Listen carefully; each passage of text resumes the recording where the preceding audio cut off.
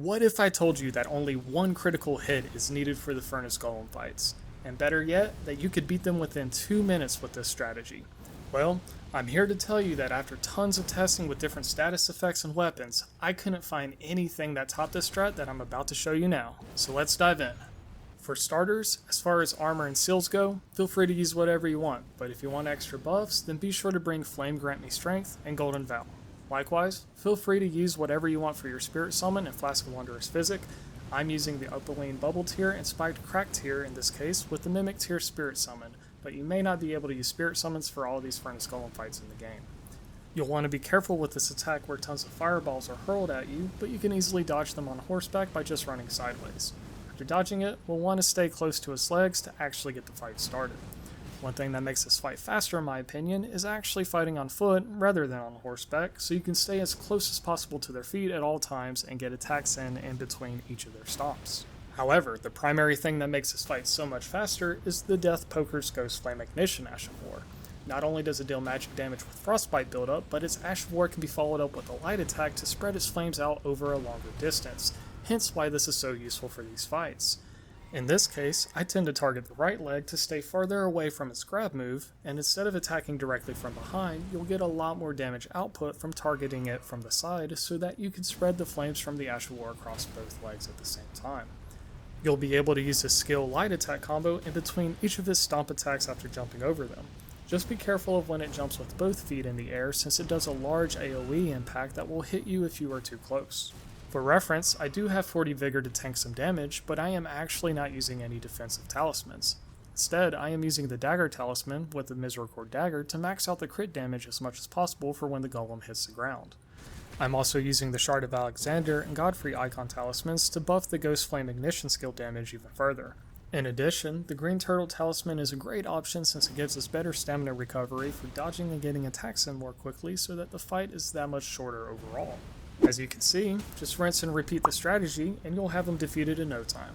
And for the record, I didn't want to respect my stats just for this build, so my intelligence is actually only at level 30 even though the Ghost Flame Ignition skill purely scales with intelligence. This is why I technically only finished the fight within 2 minutes and 2 seconds, but if you increase your intelligence more, I'm sure this fight can be done even faster. I used the same build for a second Furnace Golem fight as well just to confirm I could consistently defeat them with only having to do one critical hit. However, it is worth noting that there are some Furnace Golem variants where you cannot attack them in the same way due to their feet being armored. For variants like that, you'll instead want to seek higher ground and just throw a few Hefty Fire or Hefty Furnace pots into the top of his head to deal out some massive damage and quickly defeat him that way. Unfortunately, throwing these pots from the ground at them seems to have no effect, so they must be thrown into the top of their head in order to damage them at all. To craft the Hefty Fire Pot, you'll need the Greater Potentate's Cookbook 1, which can be found within the Scorched Ruins. Likewise, to craft the Hefty Furnace Pot, you'll need the second cookbook, which can be found downhill from the Great Bridge Site of Grace within a small shack. Other things to consider with these fights are the do's and don'ts to dodging. As you may have seen earlier, I tanked getting hit from time to time, but if you can't afford to do that, then take note. A trickier one to get the hang of is when it jumps up into the air and slams both of its feet on the ground with an AoE impact attack. To dodge this correctly, you'll want to run away from him as soon as both of his feet leave the ground to avoid the AoE impact, and then jump over the flames off the ground.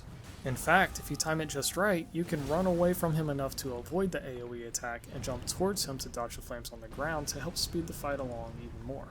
If you feel like you're too close to do that though, then just jump away from him to play it safe instead. There are a few other attacks to watch out for, like when it punches the ground or when it kicks a bunch of rocks on fire at you, but the main one to avoid at all times is the grabbing move, since it will immediately kill you regardless of how much health you have.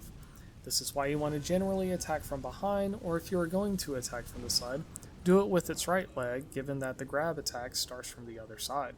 You can attack on horseback instead if you'd like, since it can be easier to dodge its attacks with double jumping and sprinting, but doing it this way will take longer since you cannot use the Ash of War strategy and will thus require 2 critical hits instead.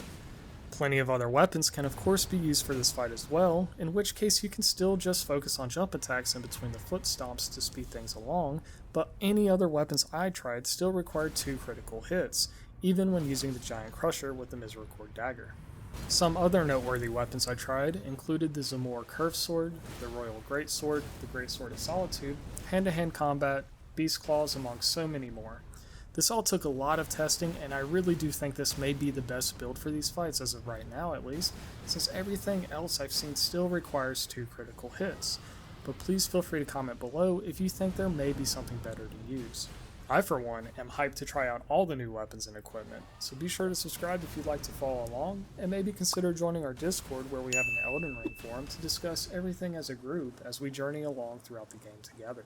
And for anyone new to the channel, my wife Solvern and I play and cover multiple different games across genres, but we are definitely excited to be focusing again on covering new content for Elden Ring, so feel free to check us out if you'd like, but until next time, happy gaming.